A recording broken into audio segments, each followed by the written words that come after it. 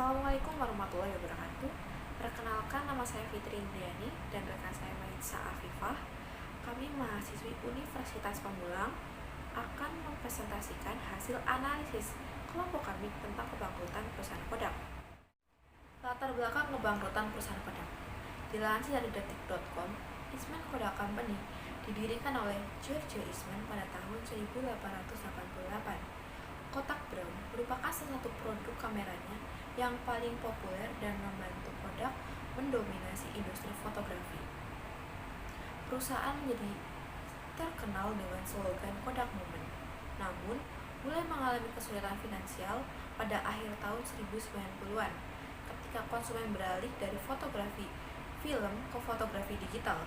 Pada puncak kejayaannya, Kodak mempekerjakan lebih dari 145.000 orang pekerja, namun sekarang hanya memiliki sekitar 5.000 pegawai saja di seluruh dunia. Kerugian yang terus-menerus membuat perusahaan yang sudah berusia seabad ini akhirnya meminta perlindungan kebangkrutan. Kodak tak bisa lagi bersaing dengan kompetitornya yang menawarkan produk digital dengan kemajuan yang sangat pesat. Sejak tahun 2007, Kodak terus merugi, bahkan nilai pasarnya merosot tajam menjadi 150 juta US dollar saja dibandingkan 15 tahun silam sekitar 31 miliar US dollar. Kodak membuat kamera digital, namun ukurannya dinilai lebih besar dari pocket untuk fotografer amatir. Apalagi pesaingnya seperti Canon, Casio, dan Nikon yang menawarkan bentuk yang lebih baik. Dan bukannya mengembangkan kamera digital, Kodak hanya terdiam dan menghabiskan bertahun-tahun melihat rivalnya mengambil pangsa pasar. Kodak tidak pernah berinovasi untuk bisnis yang sangat ketat pasar persaingannya ini. Pada tahun 1994, Kodak memisahkan bisnis kimia Eastman Chemical Co. yang justru lebih sukses. Namun kejatuhan Kodak mulai terlihat ketika pada September secara tidak terduga mulai menarik 160 juta US dollar dari jatah kredit, sehingga menimbulkan kekhawatiran perusahaan kekurangan uang tunai. Dari tahun ke tahun, kondisi Kodak terus memburuk. Spekulasi bangkrutnya Kodak sudah mulai sejak tahun 2011 lalu, sebelum akhirnya perusahaan resmi membuat pengumuman pendaftaran kebangkrutan pada Kamis 19 Januari 2012. Hingga akhir September, total aset Kodak sebesar 5,1 miliar US dollar dengan kewajiban 6,7 miliar US dollar. Pendaftaran kebangkrutan dilakukan di Pengadilan Kebangkrutan Amerika Serikat di distrik bagian selatan New York. Seperti dikutip dari Reuters, Kodak mengaku telah mendapatkan fasilitas pinjaman sebesar 950 juta US dollar selama 18 bulan agar bisa tetap hidup. Kodak saat ini dikawal. Baik, selanjutnya analisis kebangkrutan Kodak terjadi karena perusahaan pelopor fotografi tersebut tak sanggup melawan arus digital yang semakin berkembang setiap tahun. Tidak seperti IBM dan Xerox Corp yang sukses menciptakan arus pendapatan baru saat bisnis mereka menurun. Mereka menilai kesalahan Kodak membuang proyek-proyek baru terlalu cepat yang menyebarkan investasi digital terlalu luas dan puas pada penilaian Rochester. Kodak sangat puas dengan penilaian Rochester dan tak pernah mengembangkan kehadiran teknologi baru di pusat-pusat dunia. Sejak tahun 1888, George Eastman menciptakan sebuah mesin yang menangkap gambar pada pelat kaca besar. Tak puas dengan terobosan itu, dia melanjutkan untuk mengembangkan film roll dan kemudian kamera Brownie.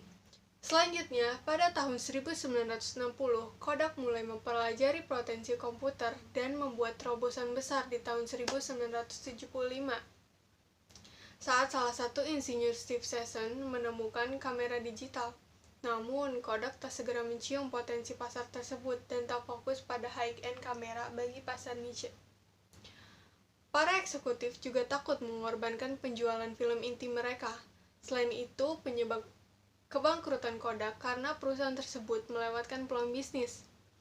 Di Consumer Electronics Show di Las Vegas tahunan pekan lalu, Perez dan Kodak memperkenalkan dua kamera baru yang diyakini bisa terhubung secara nirkabel dengan printer dan posting foto ke Facebook.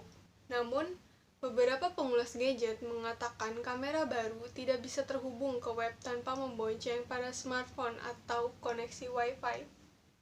Kodak bisa menjadi sebuah kelompok media sosial jika telah berhasil meyakinkan konsumen untuk menggunakan layanan online untuk menyimpan, berbagi, dan mengedit foto-foto mereka. Sebaliknya, Kodak berfokus terlalu banyak pada perangkat dan kalah dalam pertemuan online untuk jaringan sosial seperti Facebook. Setelah mengalami kebangkrutan, Kodak beralih menjadi pabrik obat.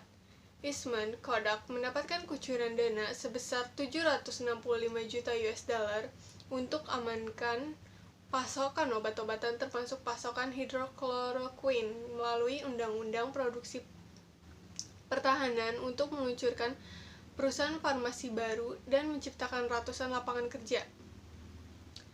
Perusahaan yang pernah menjadi raksasa di industri fotografi itu akan membuat bahan-bahan yang digunakan dalam obat-obatan generik untuk melawan virus corona.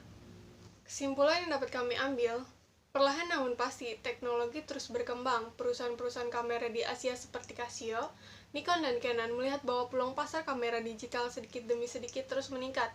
Akhirnya, ketika dunia memasuki era kamera digital, Kodak kelabakan oleh terjangan rival tersebut.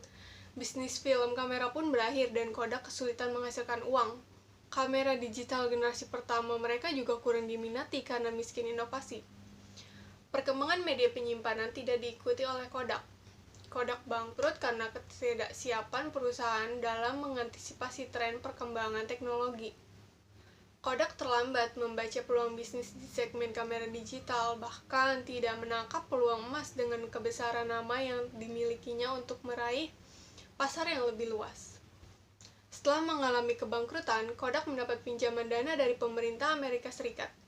Kini, Kodak mulai membuat bahan-bahan obat sejak 4 tahun lalu dan sekarang akan meningkatkan produksinya secara besar-besaran untuk membantu melawan virus corona.